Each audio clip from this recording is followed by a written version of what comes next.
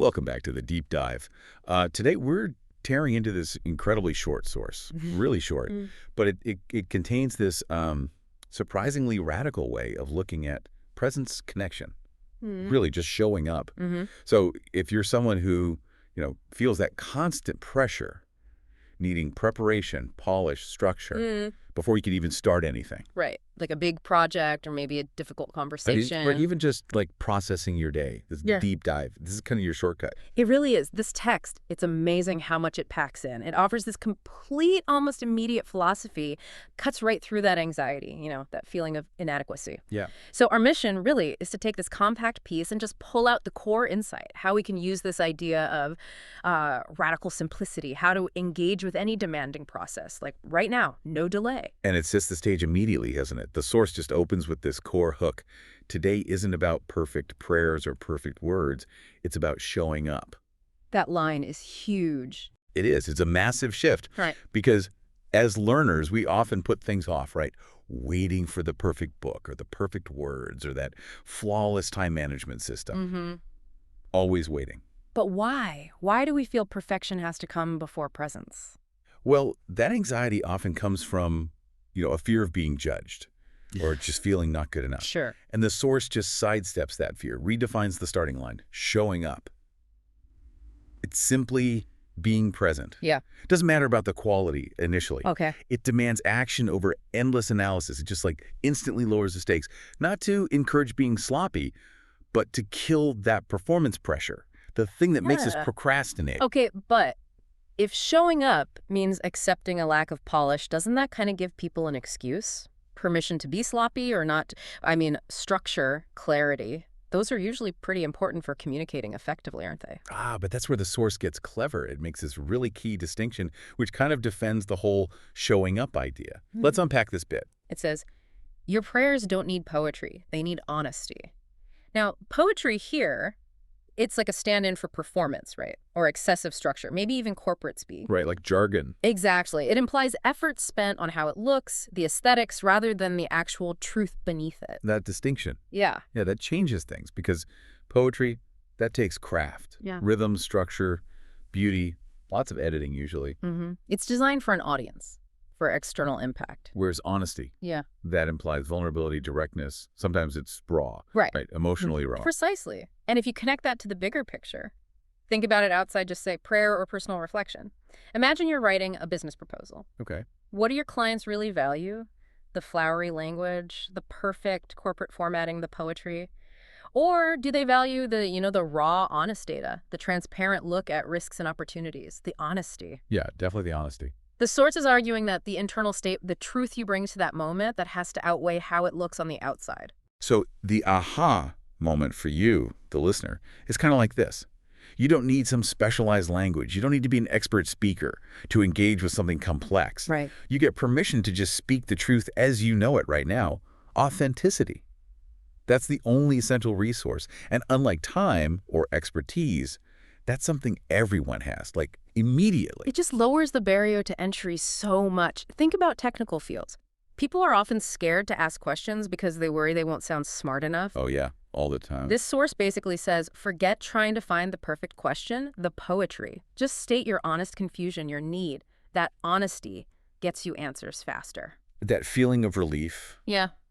Dropping the need for poetry. It leads right into how the source grounds this in everyday life, doesn't it? It's not just for big formal moments. We get these two very specific, almost opposite examples. Whisper, thank you for your morning coffee, or ask for strength during rush hour traffic. And what's fascinating there is the sheer range of engagement it accepts. You've got the gentle, the mundane, and the demanding, the overwhelming. Yeah, total opposite. Coffee is, calm, gratitude, low effort, rush hour.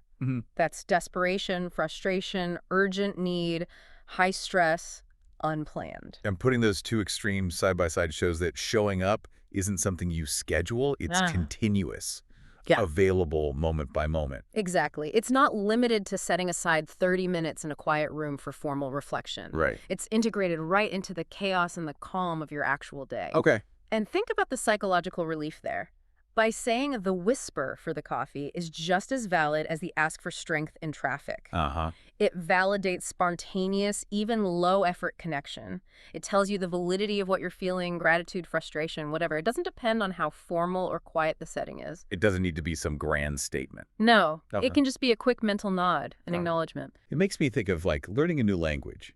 You don't wait until you can write sonnets to start speaking, do you? No way! You start with messy functional phrases. Where is the bathroom? Kind of stuff. That's a perfect analogy. You embrace the messy start. And speaking of messy, this is where the source really leans into the core of human emotion. Okay. It explicitly validates imperfection. Emotional complexity, it says. God hears the messy ones, too. The desperate ones, the grateful ones. That feels like a huge permission slip just to be human. But, okay, this is where we maybe need a bit of nuance. Go on. We've established honesty is key. But if communication is messy, where does honest vulnerability maybe cross a line? Into, say, unprofessionalism, or just dumping too much emotion in the wrong setting? That's a really important question for anyone trying to apply this thoughtfully. When the source talks about messy, I think it's referring to the unfiltered truth of your internal state. Not necessarily a lack of effort towards being competent or appropriate. It's saying emotional complexity, even a lack of perfect composure, doesn't disqualify you from genuine connection. A messy communication is often the most unfiltered and therefore maybe the most honest. So if I apply that to, say, presenting complex research, Yeah. the source isn't saying, don't bother organizing your slides. It's more like, if you're genuinely struggling to explain a concept, maybe voice that struggle openly instead of hiding behind super complex jargon. The internal truth connects. Precisely. That's it. And by mentioning both desperate and grateful, it's covering the full spectrum, isn't it? Yeah, the highs and the lows. Desperation comes from fear, urgent need, gratitude from contentment. It doesn't demand you clean up your feelings before you engage. It accepts the whole range of being human. This really pushes back against that assumption we often make, doesn't it? Yeah. That we have to be composed, articulate, perfectly rehearsed before we tackle anything important. That's right. This source argues it's the simple, maybe messy, truth of what's going on inside. That's what actually matters most for making a real connection. The synthesis here is pretty clear, I think. Maybe abandon the perfect script, but hold on to the intention. And you still have to use judgment, right? Decide in context when structure needs to support the honesty. Like in a job interview. Yeah, perfect example. Honesty about a weakness, maybe, combined with professionalism and showing you want to learn. That often works way better than some perfectly rehearsed but maybe dishonest answer. Okay, yeah, I get that. Mm-hmm. And this all kind of builds to the final, really actionable takeaway, the line that ties it all together. It concludes with this ultimate permission slip. Start where you are with what you have. That's enough. That statement, it holds immense psychological power because it directly attacks the root cause of procrastination for so many people. Which is often that fear of inadequacy, waiting for the perfect moment. Exactly that waiting. This line immediately reframes the entry point. To any daunting task, any research process, any new skill, the starting point is universal and it's right now. It completely de-risks starting. If where you are right now, your current understanding, your mood, your resources, if that's already defined as enough, and there's no logical reason to delay anymore. Right. It swaps that anxiety of endless preparation for the simple clarity of just acting. Taking a step. That knowledge is designed to get you moving, even if the steps are small or imperfect or messy. the required resource isn't perfection. No, it's just engagement, Sure. showing up. So what does all this mean for you, the listener? We've taken this really short text and distilled a powerful principle, haven't we? I think so. Genuine presence needs honesty, not polish. The value is in the showing up, whether it's for the quiet, mundane stuff like coffee or the chaos of rush hour. And crucially, all those emotional states are welcome. The messy, the desperate, the grateful, all of it. The biggest takeaway is just that profound simplicity, isn't it? Prioritize authenticity. You don't need to wait for perfect conditions or the perfect words to start engaging with the world, with a new topic, whatever it is. Just begin. And as you go forward into whatever project or learning process you're in the middle of right now, we want to leave you with one final sort of provocative thought based on this source. Okay.